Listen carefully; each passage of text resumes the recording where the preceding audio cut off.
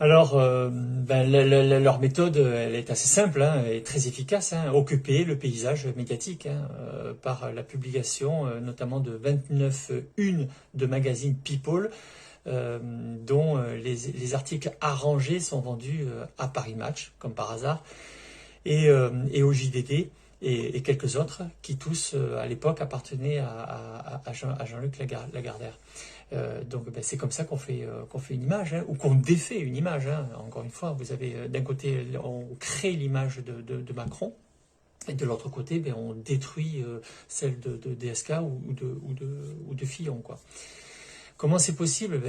Grâce en fait à une crédulité des Français qui font encore confiance aux médias dont leur réputation gagnée depuis des décennies n'est malheureusement pas encore remis en cause. Ce qu'il faut savoir, c'est que c'est vrai on avait des médias, il y a dans les années 80, 90, même si ça a commencé, mais on avait encore des médias qui étaient qui étaient même jusque dans les années 2000, qui était assez détaché du pouvoir politique. Je ne dis pas qu'il n'y avait pas de connivence, mais il était encore assez détaché, et qu'ils avaient quand même une honnêteté, une certaine honnêteté d'esprit.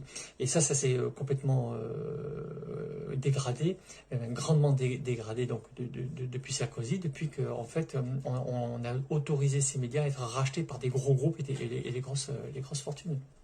Donc voilà. Sauf que leur image d'intégrité est toujours là auprès des Français. Alors même si elle se dégrade surtout auprès de vous, les jeunes, vous avez bien compris le système, mais en fait les anciennes générations, elles sont encore avec une presse de qualité et qui a priori fait son travail d'investigation, alors que c'est faux, elles sont complètement manipulées, quoi. Et donc on fait encore confiance. Il y a une grande part une grande frange de la société française des gens qui font confiance à cette presse. Et donc si on leur fait confiance, donc on valide. Donc toute l'image qui a été façonnée de Macron, c'est que donc c'est vrai. C'est comme le fameux vu à la télé, quoi. Voilà, ils le disent, donc c'est que c'est vrai. Et on en est encore là, quoi, malheureusement. Et donc, on aboutit évidemment à ce que l'on a aujourd'hui, quoi. Et à des élections qui sont complètement biaisées.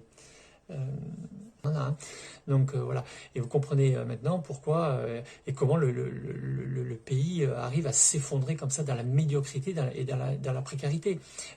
Encore une fois, on est gouverné par des gens qui n'ont pas forcément les compétences. Et puis, de toute façon, en plus, ils ne sont pas là pour le pays. Ils sont là pour servir ceux qui les ont mis au pouvoir. Ils sont pas là pour gouverner le pays. Il n'y a pas de projet à long terme, il n'y a rien, parce qu'ils ne sont pas là pour ça. Ils sont là uniquement pour, encore une fois, favoriser ces grandes multinationales, ces gros oligarques, les favoriser financièrement et à piller. En fait, ces gens-là, on pourrait dire qu'ils sont corrompus, mais en fait non, ils ne sont pas corrompus parce qu'ils sont la corruption, parce que c'est à tous les niveaux. C'est à tous les niveaux.